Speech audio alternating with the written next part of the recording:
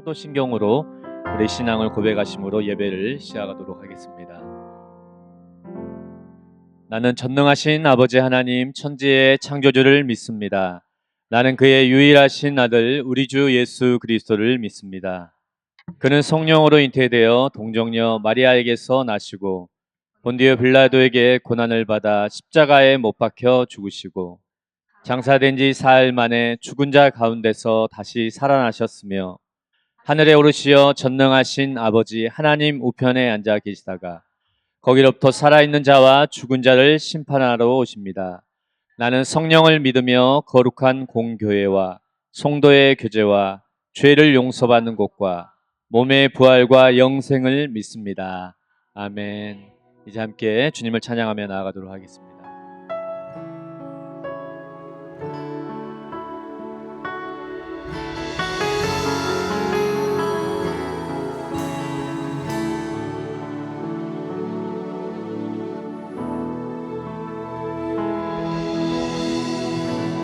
나의 기도하는 것보다 더욱 응답하실 하나님, 나의 생각하는 것보다 더욱 이루시는 하나님, 우리 가운데 역사하신 능력대로 우리들의 간구함을 넘치게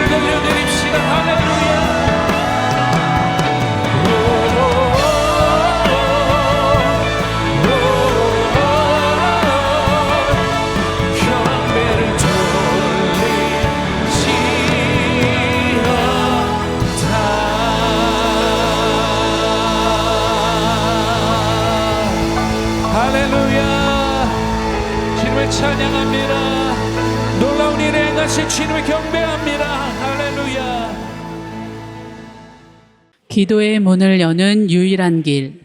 히브리서 9장 14절 말씀 함께 읽겠습니다. 시작.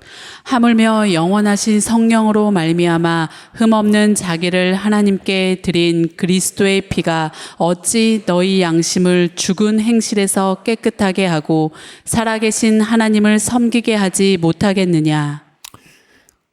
하나님의 말씀에 굉장히 날카로운 하나님의 선포가 있습니다. 바로 성전 뜰만 밟고 돌아가지 마라 라는 선포입니다. 우리 한번 얘기해 볼까요? 성전 뜰만 밟고 돌아가지 마십시오. 하나님 임재와 축복을 향해 밀고 돌아가십시오. 하나님 만나고 돌아가십시오. 여러분, 성전 뜰에 온 이유는 성전의 중심에 있는 지성소로 가기 위해서입니다. 지성소에 하나님의 임재가 있습니다. 어떤 신학자들은 지성소에 파란 하나님의 임재의 불길이 있었다고 얘기하는데 얼만큼 성경적인 얘기인지 모르겠으나 하나님의 실제가 지성소 안에 있었습니다. 그런데 그 지성소로 들어가 하나님의 영광을 배웠고 하나님을 대면하고 출애굽기서 말해서 내가 거기서 너희를 만나고 너희에게 내가 이를 말을 이르리라 하셨습니다. 하나님 만나고 하나님으로부터 듣는 그 놀라운 자리, 그 자리로 들어가지 못하고 뜰만 밟다가 돌아간다는 것은 그냥 교회 생활하는 겁니다. 전 좀 더 적나라하게 그냥 교회 놀이라고 하겠습니다. 모여서 교회 놀이하는 겁니다. 하나님의 임재와 연결됨이 없는 신앙생활은 그냥 종교생활입니다. 하나님의 임재에 들어가지 못하고 하나님의 얼굴을 배웁지 못하는 일들이 길어지거나 또는 그 일이 전혀 없을 때 우린 그냥 종교인일 뿐입니다. 그리고 모여서 교회 놀이하고 있는 겁니다. 저는 모태신앙, 아니 솔직히 모태 교회 출석이었습니다. 하나님을 배운 적도 없고 그분의 임재를 아는 것도 없었습니다.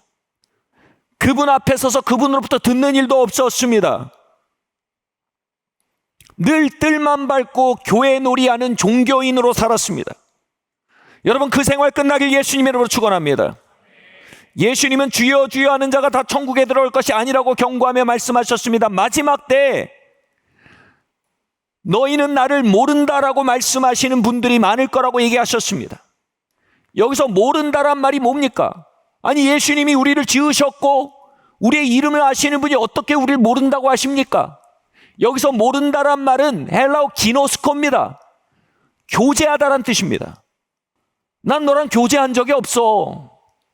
너도 나를 모르고 나도 너를 몰라. 주여 주여 하는 자 천국에 들어간 자가 아니야. 나를 알아야 돼, 그겁니다. 나와 교제하는 거야. 나와 교류하는 거야. 우리는 종교인으로 하나님을 사귄 적도 없고 만난 적도 없는 채로 교회 놀이만 하며 평생을 보낼 수 있습니다. 드문 일이 아닙니다. 우리는 성정들이 아닌 하나님이 계신 지성소로 들어가는 법을 알아야 합니다. 그것이 뭐 파란 임재의 불길이든 빨간 임재의 불길이든 그 불길 앞에 서는 법을 알아야 합니다. 그것부터 우리에게 내밀하게 말씀하시면 우리를 만나시는 하나님의 현존을 알아야 합니다. 이 지성소로 들어가다라는 말은요, 우리 살펴봐야 합니다. 지성소가 뭡니까? 지극히 가장 거룩한 장소입니다. 지구상에서 가장 거룩한 장소에 거룩한 하나님이 임하신 겁니다. 여러분, 상상해 보세요. 지성소가 어떤 인테리어일까요? 어떤 분위기일까요? 요즘 바이브란 말을 쓰죠. 어떤 바이브일까요? 휘장을 열고 지성소로 들어가면 어떤 모습이 펼쳐질까요? 우린 지성소 하면 가장 거룩한 장소, 아마 순백의 인테리어일 것 같다. 점도 없는 순백의 인테리어, 또 가구들이 금으로 돼서 번쩍번쩍 빛날 것 같다. 왜냐하면 지성소, 거룩한 곳이니까. 우리는 거룩하면 깨끗한 하얀색을 생각합니다. 그런데 사실 지성소를 들어가게 휘장을 열면요, 전혀 다른 모습이 펼쳐집니다. 일단 햇빛이 하나도 안 들어서 새까맣니다. 처음 우리를 반기는 건 뭐냐면 코를 찌르는 피비린내입니다. 그리고요, 들어갈수록요, 법궤가 뭐냐면 시은좌입니다. 하나님이 앉으시는 자리, 좌, seat, mercy seat. 하나님이 그 위에 불꽃 같은 임재로 앉아 계신데 그 앞과 전후 좌우에 피칠갑이 되어 있습니다. 영어로 좀 그로테스크한 모습일 겁니다. 지금 보이는 이런 모습일 겁니다. 거룩은 순백의 하얀색이 아닙니다. 거룩은 향긋한 꽃냄새가 나는 곳이 아닙니다. 가장 거룩한 것은 피칠갑이 된 피투성이의 도살장과 같은 곳입니다. 거룩한 향은 코를 찌르는 피비린내와 같은 것입니다.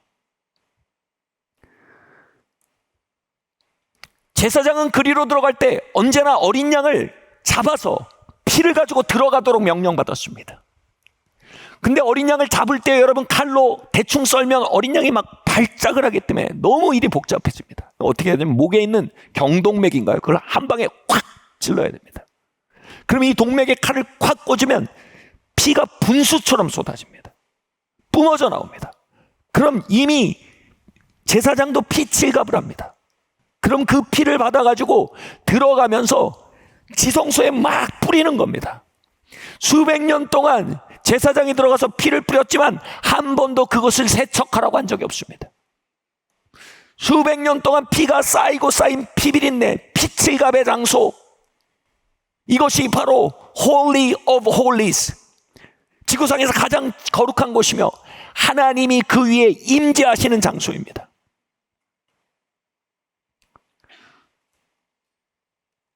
우리는 유월절 어린 양의 피, 예수님의 피를 증거하고 예수님의 피를 의지하고 예수님의 피를 믿고 예수님의 피를 찬양하도록 요구받고 있습니다. 그렇게 할 때 초자연적인 보혈의 강물이 그 사람, 그 장소, 그 시간에 부어진다라고 성경은 가르칩니다.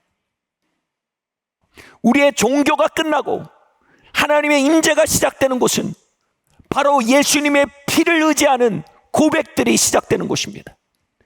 교회의 놀이가 끝나고 하나님과의 동행, 하나님과의 만남, 하나님의 영광 앞에 서는 일, 그분과의 내밀한 교제가 시작되는 곳은 바로 예수님의 피만을 의지하여 그 피를 높이는 이들의 삶 가운데 열려지는 문인 것입니다. 성경은 예수님의 피가 우리의 속죄제가 된다고 말합니다. 영어로 어톤먼트입니다. 이 어톤먼트 속죄제란 말은요, 사실상 법궤를 의미합니다. 이 시은좌라는 법궤에 그 어린 양의 피를 쏟아 부으면요, 피칠갑이 된 그곳에 하나님의 영광의 하늘부터 임합니다. 그리고 그 위에 앉으십니다. 우리 유명한 찬양 있죠. 이곳에 오소서, 이곳에 앉으소서. 여러분, 그 이곳은 우리의 정성이 들여지는 곳이 아닙니다.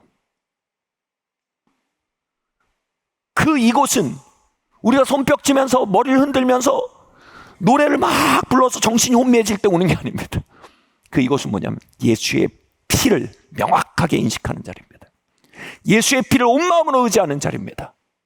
예수의 피를 높일 수 있는 자리입니다. 신학생 시절 한 선배가 자신이 죄를 끊을 수 없어 신음하는 시간에 대해서 고백했습니다. 하나님께 그 죄를 끊게 해달라고 기도하고 기도했는데 그 죄가 안 끊어지는 겁니다. 근데 왜 그 죄를 끊고 싶었냐면 그는 거룩이 하얀색이라고 생각했기 때문입니다. 하나님, 내가 이 오물, 이 흠도 점도 지워버리고 깨끗한 모습으로 가고 싶어요. 하나님, 나 죄 끊게 해주세요. 한데 하나님의 계획은 달리 있었습니다. 죄가 끊어지지 않는 그때 그의 기도가 바뀌기 시작했습니다. 오 하나님, 나의 의가 아닙니다. 나의 거룩이 아닙니다. 하나님, 당신의 보혈로, 예수 그리스도의 보혈의 공로로 예수 그리스도께서 나의 죄값을 치르시고 나를 의롭게 하신 그 은혜를 의지해 당신 앞에 나아갈 수밖에 없는 자입니다. 예수님의 피를 나를 덮어주세요 라고 기도하기 시작한 것입니다. 예배 가운데 예수님의 피를 전례 없이 의지하며 주님을 높이며 나아가는데 한 비전이 열렸다고 고백합니다.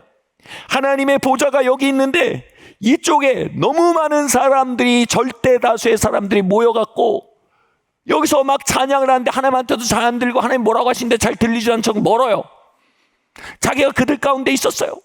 그들의 옷보다 자신의 옷이 더러운 것 같아서 하나님 나도 좀 깨끗한 옷을 입고 싶어요. 나도 이 옷을 지우고 싶어요. 이러고 있는 거예요. 결국 자기의 완성을 추구하고 있다는 걸 알게 된 거예요. 결국 자기를 치장하고 싶어 왔다는 걸 알고 있는 거예요. 그래서 하나님 앞에 기도가 바뀐 겁니다. 하나님, 예수님의 피로 나를 씻어주세요. 그 어린 양의 대속의 피를 의지합니다. 오직 예수님의 피의 공로로 어텀먼트 대속 값지루심을 의지해 주님께 갑니다. 내 공로 없으니 예수님의 피를 의지합니다라고 기도하고 고백하며 나아가는데 그 비전 안에서 자신이 그 무리에서 떠나서 홀로 하나님의 보좌 앞으로 나아가는 경험을 합니다. 그리고 그 누구보다도 가까이 하나님을 배웠고 찬양하게 됩니다. 그 자리는 자신이 마침내 흰 옷을 입게 된 자리가 아니었습니다. 그 자리는 마침내 예수님의 피를 의지하기 시작한 자리인 것입니다. 사랑하는 성도 여러분, 거룩은 하얀색이 아닙니다. 거룩은 피칠가불한 붉은색입니다. 이것이 바로 우리가 입어야 할 거룩입니다. 우린 예수의 피를 덧입는 법을 알아야 합니다. 예수의 피가 우리의 고백이 되고, 예수의 피가 우리의 중심이 되고, 예수의 피가 우리의 겉옷이 될 때 비로소 하늘문이 열리며 비로소 종교가 종식되며 비로소 지성소가 열리는 것을 알아야 합니다. 우리는 예수의 피, 하나님의 의를 사모합니까? 아니면 자기 완성?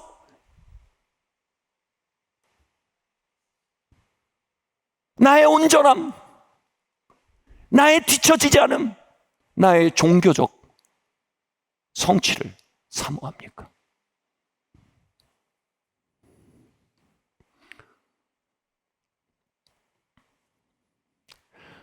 저는 신학생 시절에 정말 이해가 안 되는 게 예수님의 피복음이었습니다.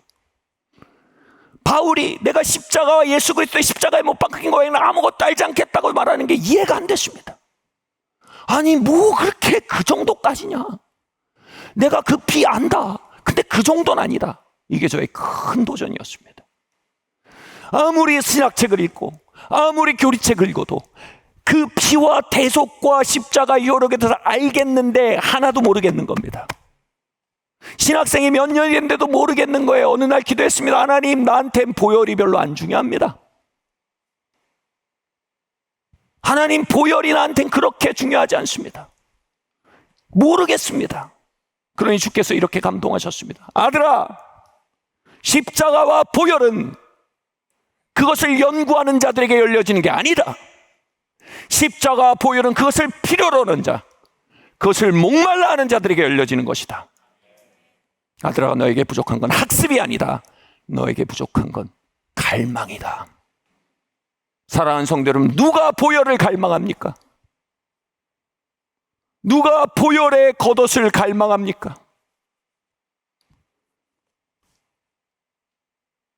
우리의 도덕이 하나님의 거룩과 상관없는 것을 깨닫는 자들입니다. 인간의 도덕은 하얀색이요 하나님의 거룩은 붉은색입니다. 하나님 도덕적 완성으로 우리를 부르지 않으셨습니다. 하나님의 지성소로 우리를 부르셨습니다. 예수 그리스도께서 우리를 위해 이루신 일, 그 놀라운 대속의 사건을 누가 필요로 합니까? 이 흰옷 너머에 죄의 이야기가 진행되고 있음을 깨닫는 자들입니다. 이 흰옷이 사람들 앞에 보여지는 나의 연기 생활임을 깨닫는 자들입니다. 이 흰옷이 나의 종교적인 위선이지 내 본질이 아님을 아는 자들입니다. 내 본질함에 하나님의 영광을 거스르는 본성이 있음을 깨닫는 자입니다. 내 안에 정욕을 깨닫는 자입니다. 내 안에 불신을 깨닫는 자입니다. 내 안에 미움과 질투와 분노와 혐오를 깨닫는 자들입니다. 하나님 앞에 그 누추함을 깨닫는 자들입니다. 그들은 더 이상 흰옷을 붙들고 살지 못합니다. 하나님, 이 흰옷은 다 투과돼서 속이 다 드러납니다. 하나님 내게 진정한 어톤먼트, 속죄, 덮개를 부어주세요. 나에게 예수님의 피로 덮어주세요. 그들은 예수의 피를 목말라 합니다. 목말라는 그들은 어떤 신학생보다, 어떤 신학자보다 더 깊이 그 보혈을 경험합니다. 그들에게 보혈은 개념이 아니라 강물입니다. 그들에게 보혈은 신학이 아니라 매일 마셔야 할 가장 소중한 신령한 음료가 되는 것입니다. 요한일서 8장 9절 말씀, 1장 8절 9절 말씀 함께 읽겠습니다. 시작. 만일 우리가 죄가 없다고 말하면 스스로 속이고 또 진리가 우리 속에 있지 아니할 것이요 만일 우리가 우리 죄를 자백하면 그는 미쁘시고 의로우사 우리 죄를 사하시며 우리를 모든 불의에서 깨끗하게 하실 것이요. 우리가 하나님과 멀리 떨어진 자리에서 적당히 도덕적으로 종교 생활하면서 흰 옷 입고 살아갈 수 있는 이유에 대해 성경은 이렇게 말합니다. 저희가 스스로 속이기 때문이다. 저희가 스스로 속이기 때문이다. 그 흰옷이 자신의 본질이라고 위선하고 있기 때문이다. 이것에 대해 심리학자들은요 2만 권의 논문을 써서 반박할 것입니다. 이것에 대해 인본주의자들은요 5만 권의 책을 써서 반박할 것입니다. 그러나 성경은 그 놀라운 인간의 포화 같은 반박에도 하나님 추후에 응답도 하지 않고 말씀하십니다. 모든 사람이 죄를 범하였다. 너희가 죄 없다면 하나님 앞에 거짓말하는 것이다. 너희가 죄 없다면 하나님 앞에 거짓말하는 것이다. 마침표. 영어로 You know I know. 너도 알고 나도 알잖아. 그리고 그것은 스스로 속이는 것이다. 그리고 뭐예요? 그 자세에서는 진리가 우리 안으로 들어올 수가 없대요. 진리가 정보로 떠돌 뿐이지 우리의 영혼 안에 파괴력을 가지며 들어올 수 없다는 것입니다. 내가 왜 보혈이 목마르지 않았습니까? 내가 하얗다고 생각한 겁니다. 왜 오늘날 교회들 안에 많은 성도들 안에 보혈이 역사하지 않습니까? 적당한 도덕, 적당한 종교, 적당한 종교놀이로 성전들을 밟고 있음에 이 정도도 나쁘지 않다고 말하기 때문입니다. 어쩌면 하나님께서 말씀하십니다. 나는 너를 모르는데 너는 나를 어떻게 아니? 우리 만난 적 없잖아. 우리가 하나님의 말씀과 하나님의 존전 앞에서 우리 스스로를 속이기를 그칠 때, 할렐루야, 이 스스로를 속이기를 그친다란 말이 뭐냐면 회개의 심령을 갖는 것입니다. 회개의 심령을 가질 때 보혈이 역사한다라고 얘기합니다. 어느 날 제가 성경을 읽고 있었는데 염려치 마라라는 말씀을 읽게 됐습니다. 근데 염려치 마라라는 말씀을 읽을수록 어떻게 들냐면 명령형은 뭡니까? 순종하라는 겁니다. 염려치 않아도 돼 권유문이 아닙니다. 그 염려치 않으면 삶이 더 나을 것이야 하지 않았습니다. 염려치 마라 했습니다. 이 말씀 앞에 뭐예요? 염려하는 건 불순종입니다. 염려가 죄가 되는 겁니다. 갑자기 마음속에 욕심이 들었어요. 여러분 어떤지 모르겠지만 저는 가끔 그럽니다. 아니 하나님, 도대체 손에 잡힌 거 하나도 없고 보이는 거 아무것도 없는 이 불확실한 현실 속에서 염려치 말라니 이건 무슨 거룩한 갑질이십니까? 죄송합니다. 염려치 말라니요? 그리고 염려가 죄라니요? 그 다음 말씀 읽으니까 드러나는 겁니다. 상황이 좋아서 염려치 말라는 게 아니라 다음이 이렇게 돼 있어요. 하늘에 계신 아버지가 너희를 돌보시니 염려치 말라. 여기서 문제가 생겼어요. 나는 상황이 어려우면 그것만 보이지 하나님의 돌보심은 쥐뿔도 안 보이는 사람이에요.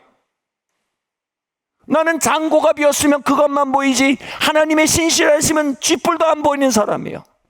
그 앞에서 제 고백이 이거예요. 하나님, 저는 저를 돌보신 하나님을 볼 수 있는 알력이 없습니다. 안력이 없습니다. 저는 소경입니다. 그러며 회개가 시작됐어요. 하나님, 내가 목사 후보생인데, 내가 그리스도를 주로 고백하며 하나님 아버지로 섬겼는데 하나님이 날 돌보신 거 안 보이는 사람입니다. 그래서 나는 염려합니다.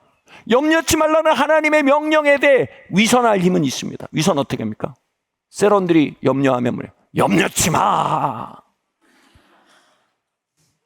여러분, 제일 위선하기 좋은 게 목사입니다. 말은 쉽습니다. 염려치 마. 용서해. 사랑해.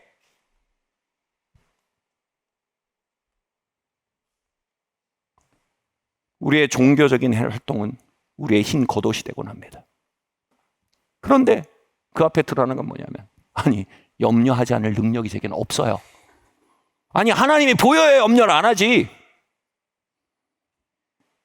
그래서 하나님 앞에 회개하기 시작했습니다. 하나님, 저의 염려증을 회개합니다. 하나님, 내가 하나님이 안 보이는 목사 후보생입니다. 내가 하나님이 안 보이는 신학생입니다. 제가 뭘 설교할 수 있겠습니까? 인생길을 어떻게 걷겠습니까? 하나님, 저를 긍휼히 여겨주세요. 만일 우리가 우리의 죄를 자백하면 그는 미쁘시고 의로사 주의 보혈로 우리의 죄를 깨끗게 하신답니다. 목말라진 겁니다. 여러분, 주의 보혈이 우리에게 임할 때 두 가지 차원으로 역사합니다. 첫 번째로요, 자비의 차원입니다. 여러분, 자비를 정확히 우리가 쪼개고 들어가 봅시다. 자비는 그냥 자비가 아닙니다. 자비는 이겁니다. 우리에게 마땅히 벌어져야 할 일이 벌어지지 않게 막아주시는 게 자비입니다.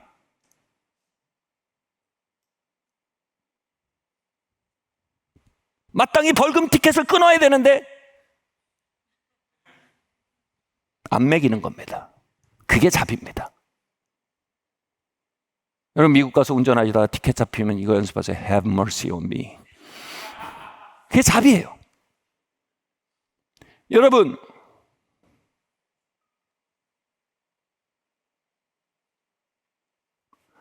죄에 마땅히 치러야 될 값이 있습니다. 심은 대로 거둔다고 했습니다. 죄는 반드시 결과가 옵니다. 같이 말해요. 죄는 반드시 결과가 온다. 그 결과가 뭡니까? 죄에 따르는 값이 뭡니까?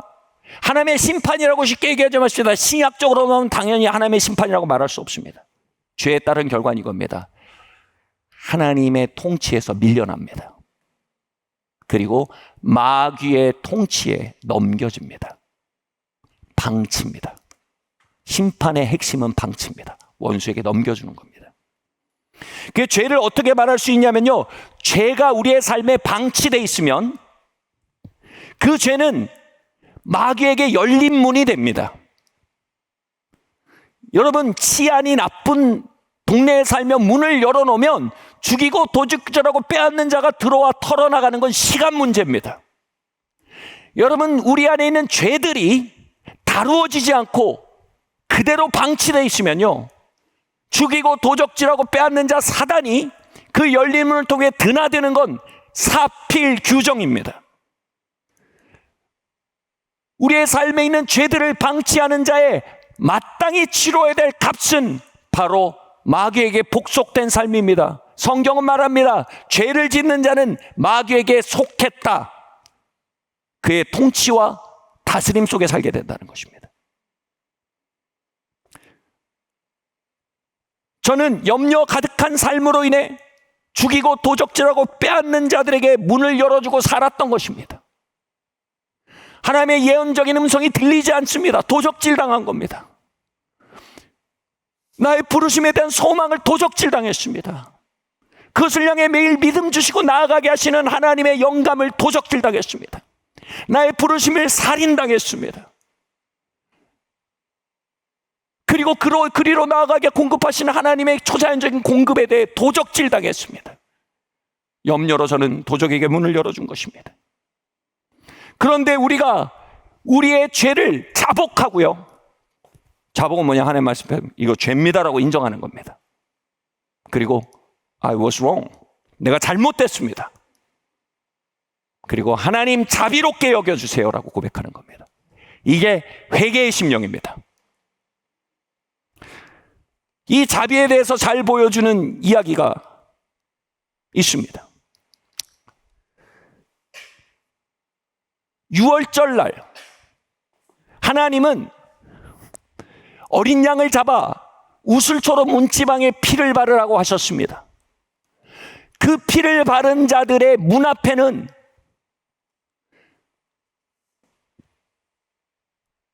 멸하는 자가 들어가지 않고 지나칩니다. 지나치다가 패스오버 유월이란 뜻입니다. 그래서 그 피가 바른 문을 볼 때 그 앞에 멸하는 자가 지나가리라 그래서 유월절입니다. 그 피가 어린 양 예수의 피입니다. 우리의 죄는 멸하는 자에게 열려있는 문입니다. 우리가 우리 안에 있는 열린 문이 있음을 인정하고 우리의 책임 안에 그 문을 열어버렸음을 인정하고 예수님의 피를 의지할 때 우린 이렇게 외치는 것입니다. Mercy! 주님, 우리가 마땅히 노략질 당하며 사는 게 합당하지만 하나님 자비롭게 여겨주십시오라고 말할 때 그 문에 피가 발리는 것입니다. 그리고 그 전까지 마음껏 드나들며 우리의 부르심과 우리의 영감과 친밀함과 가족과의 연합과 은사들과 경건한 삶과 이것들을 마음껏 유린하던 도적이 어느 날 들어갈 수가 없는 거예요. 멸하는 자가 이거 안 되겠네 이제 지나가는 것입니다. 사랑하는 성도 여러분, 여러분 안에 다루어지지 않은 열린 문들은 무엇입니까? 그 피에 의지하지 않고 있는 열린 문들은 무엇입니까? 그 피로 나아가 저를 자비롭게 해주십시오. I was wrong. 내가 틀렸습니다. 이건 죄입니다. 저에게 필요한 건 정당화가 아닙니다. 저에게 필요한 건 위선이 아닙니다. 나에게 필요한 건 회개입니다. 주님, 회개합니다. 날 용서해 주십시오. 예수님의 피로 용서해 주십시오라고 고백되어지는 죄가 무엇입니까? 다시 말해 열린 문들이 무엇입니까? 여러분 삶의 열린 문을 발견하는 것은 가장 큰 축복임을 믿으시기를 바랍니다. 여러분 열린 문들을 하나님 앞에 급히 인정하십시오. 그 보혈을 바르십시오. 구주 예수의 십자가의 피로써 그대는 씻겨 있는가? 여러 가지 더러운 죄들이 깨끗게 씻겨 있는가? 예수의 피로써 그대의 열린 문 씻겨 있는가?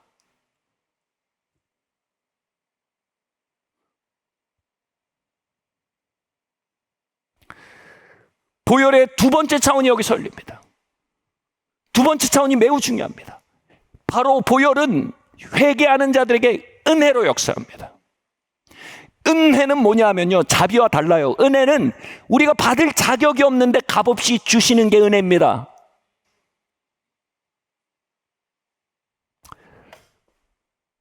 예수님의 피는요, 잘 들으세요. 레위기에서 말합니다. 피는 생명의 컨테이너라고 말합니다. 예수님의 피가 왜 중요합니까? 거기에는 예수님의 생명이 담겨 있습니다. 아멘. 우리가 예수님의 피를 의지해서 우리의 열린 문 앞에서 자비를 구하고 그 다음 뭐예요? 가장 쉬운 게 답이에요. 보통 제가 뭘 구해요? 은혜를 구하면요, 그 피 안에 있는 예수님의 생명이 우리 안으로 흘러 들어옵니다. 그게 은혜입니다. 예를 들겠습니다.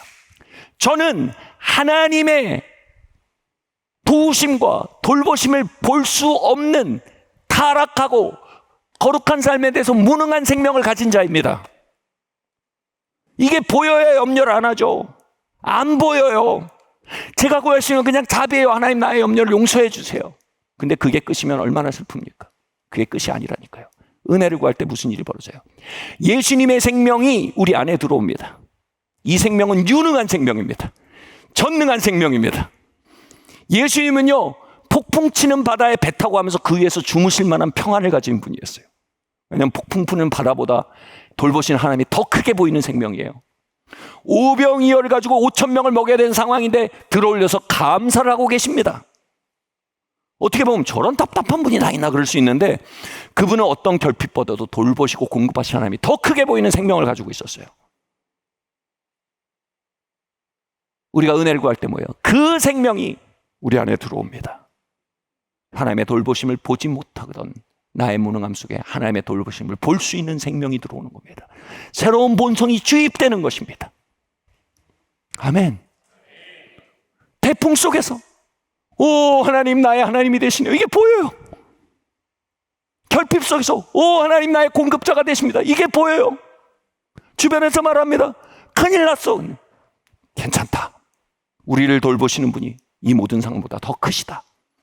그게 중심에서 우러나오는 그 생명이 우리 안에 주입될 수 있는 것입니다. 여인을 보고 음욕을 품지 않는 생명, 그를 하나님의 딸로 존귀히 볼 수 있는 생명이 우리 안에 주입되는 것입니다. 원수를 보는데 축복해 줄 수 있는 생명이 우리 안에 주입되는 것입니다. 알 수 없는 미래를 보는데 신뢰할 수 있는 생명이 우리 안에 주입되는 것입니다. 우리가 가진 생명은 죄와 저주와 사망의 파도 위를 걷지 못하고 빠져버립니다. 그러나 그 죄와 저주와 사망의 파도 앞에 나약한 우리의 생명을 가지고 주님 은혜를 부어주세요. 그때 주님은 우리에게 그 파도 위를 걷는 생명으로 역사하십니다. 오직 뭘 통해서요? 오직 예수님의 피로 그것이 우리에게 주입될 수 있습니다. 아멘. 이 시대 최고의 전도자입니다. 라인하르트 본케 목사님이 한 무신론자와 TV에서 난상 토론을 벌인 일이 있었습니다. 이 무신론자가 이렇게 공격했습니다. 당신네들은 보혈이 세상 죄를 해결한다고 말합니다. 그런데 세상에는 죄가 가득합니다. 왜 그렇습니까? 공격했습니다. 이건 보혈이 무능한 것 아닙니까? 본케 목사님이 이렇게 답했습니다. 이분이 독일 분이에요. 그래서 영어가 굉장히 독특한 액센트로 영어를 하시는데 그게 오히려 굉장한 파워를 갖습니다. 이렇게 비유하는 겁니다. 당신이 비누를 가졌다고 해서 비누가 당신을 씻습니까? 당신은 그 비누를 가지고 pick up your soap. 샤워실로 들어가셔야 됩니다. 옷을 벗으셔야 합니다. And apply that to your body.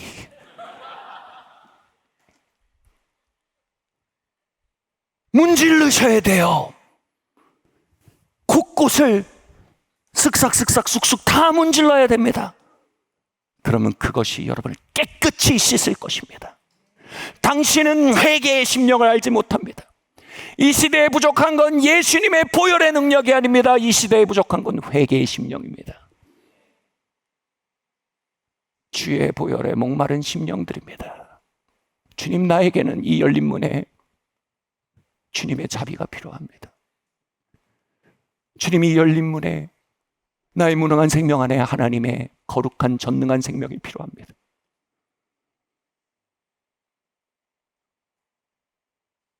주님 미워하는 나의 생명 속에 사랑하는 당신의 생명이 필요합니다. 근심하는 나의 생명 속에 신뢰하는 당신의 생명이 필요합니다. 분노하고 공격하는 나의 생명 속에 온유하고 겸손한 당신의 생명이 필요합니다. Apply the blood of Jesus to your soul. 본케 목사님 그렇게 말씀하신 것입니다. 그 무신론자가 하마터면 회개할 뻔한 것입니다. 사랑하는 성도 여러분, pick up the blood of Jesus. 예수님의 보혈을 들어 올리십시오. 그것만으로 충분하지 않습니다. 은폐성을 벗어버리십시오.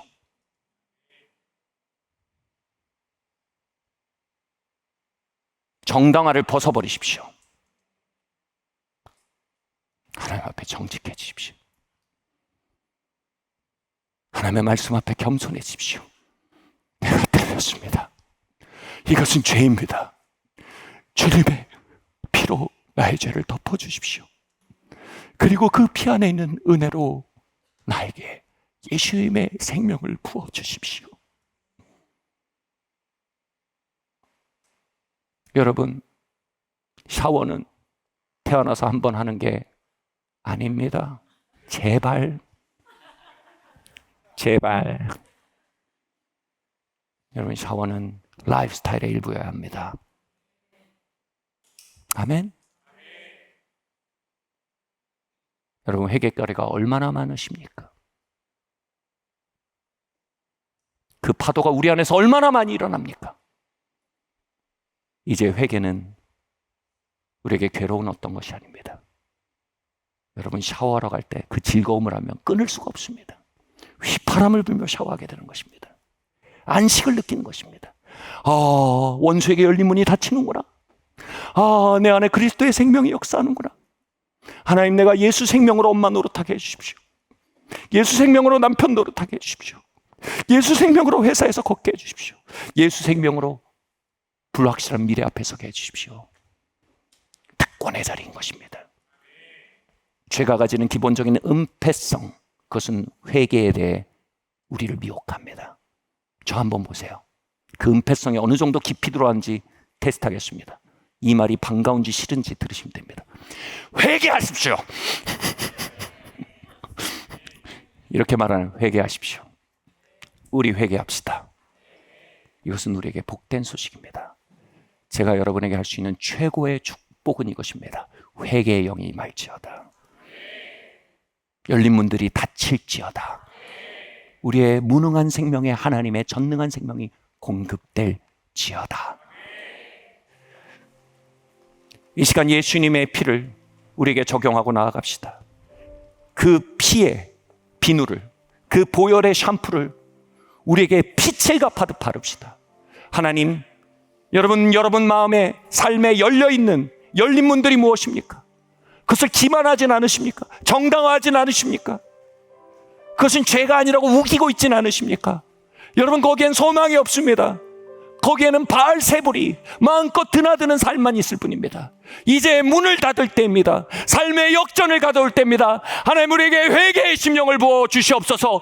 예수님의 피의 능력을 부어 주시옵소서. 우리 함께 이 시간 기도합시다. 지금은 우리를 위해 피 흘려 죽으신 독생 성자 예수 그리스도의 무궁하신 은혜와 하나님 아버지의 다함이 없으신 사랑하심과 성령 하나님의 감동감화 교통하시는 은총이 우리의 열린 문을 주께 고백하며 하나님의 생명을 간구하는 모든 회개의 심령들 위해